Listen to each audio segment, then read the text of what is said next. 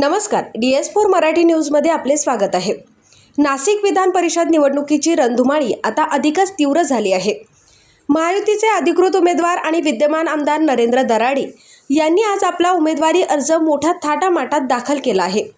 याच वेळचे त्यांचे शक्ती प्रदर्शन चर्चेचा विषय ठरले असून महायुतीमधील सर्व घटक पक्षांचे नेते यावेळी उपस्थित होते।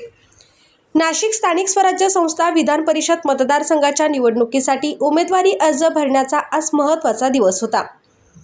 महायुतीचे उमेदवार नरेंद्र दराडे यांनी आज आपल्या समर्थकांसह आणि महायुतीच्या प्रमुख नेत्यांच्या उपस्थितीत नाशिक जिल्हाधिकारी कार्यालयात जाऊन आपला उमेदवारी अर्ज दाखल केला, ज्यात कार्यकर्त्यांची मोठी उपस्थिती दिसून आली। यावेळी बोलताना त्यांनी महायुतीचा विजय निश्चित असल्याचा विश्वास व्यक्त केला। नाशिक जिल्ह्यातील स्थानिक स्वराज्य संस्थांमधील मतदारांचा कौल महायुतीलाच मिळेल असा ठाम दावा त्यांनी केला आहे। यावेळी भाजप, शिवसेना, शिंदे गट आणि राष्ट्रवादी अजित पवार गट या महायुतीमधील तिन्ही पक्षाचे स्थानिक नेते उपस्थित होते। नरेंद्र दराडे यांच्या या उमेदवारी अर्जाच्या निमित्ताने महायुतीने आपली ताकद दाखवून दिली आहे। आता प्रतिस्पर्धी उमेदवार कोण असेल आणि लढत किती चुरशीची होईल याकडे सर्वांचे लक्ष लागले आहे।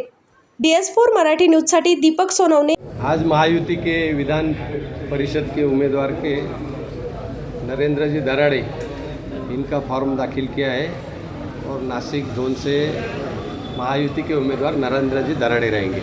अभी 2 दिन पहले गिरीश गिरिजी ने भी नामांकन पत्र दाखिल किया गया है, वो बोले कि अधिकृत में उसके ऊपर क्या कहेंगे? ये भी फॉर्म महायुति का जिनको मिलेगा वही अधिकृत होता है, तो ये भी फॉर्म नरेंद्र जी दराड़े को मिला है, वो अधिकृत उम्मीदवार महायुति के रहेंगे। लेकिन सर एनसीपी की तरफ से भी आज ही कुछ देर पहले ही फॉर्म भरा गया है, इसको कैसे देखेंगे? अभी माघारी के लिए 4 तारीख है, महायुति करके हम सब लड़ने वाले हैं, जो होगा आगे आगे देख लो आप। काही ठिकाणी अवकाळी पाऊस झाला, काही ठिकाणी गारपीट झाली आणि दर पडलेले आहेत, ही वस्तुस्थिती आहे। परंतु आपण जर बघितलं असेल तर माननीय मुख्यमंत्री महोदयांच्या नेतृत्वाखाली दोन्ही सन्माननीय उपमुख्यमंत्री महोदय आणि मला वाटतं की आम्ही 5-7 मंत्री महोदय, आपल्या देशाचे आदरणीय मंत्री महोदय अमितजी शाह साहेबांच्या अध्यक्षतेखाली बैठक त्या ठिकाणी संपन्न झाली आणि त्याच्यामध्ये अनेक चांगले निर्णय त्या ठिकाणी झालेले आहेत।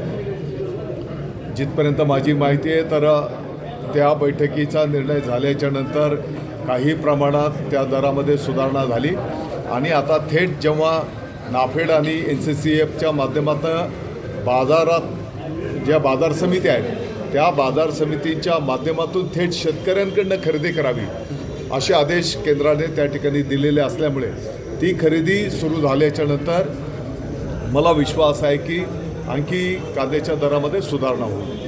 लाडक्या बहिणींच्या योजनेमध्ये 80 लाख महिलांची नॉमिनेशन रद्द झालेलं आहे, त्यांना आता पैसे मिळणार नाही कारण KYC आता ही स्ट्रिक्टपणे केली जाते।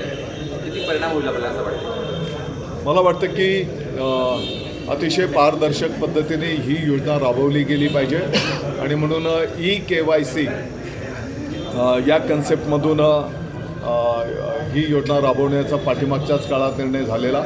त्या संदर्भातली मुदत जी काही होती त्या मुदतीच्या नंतरही 2-3 वेळेस ती मुदतवाढ त्या ठिकाणी देण्यात आलेली आणि मग त्या कालावधीमध्ये जेवढ्या भगिनींनी KYC पूर्तता केलेली आहे त्यांना त्या ठिकाणी त्या योजनेचा लाभ मिळणार आहे। अर्थात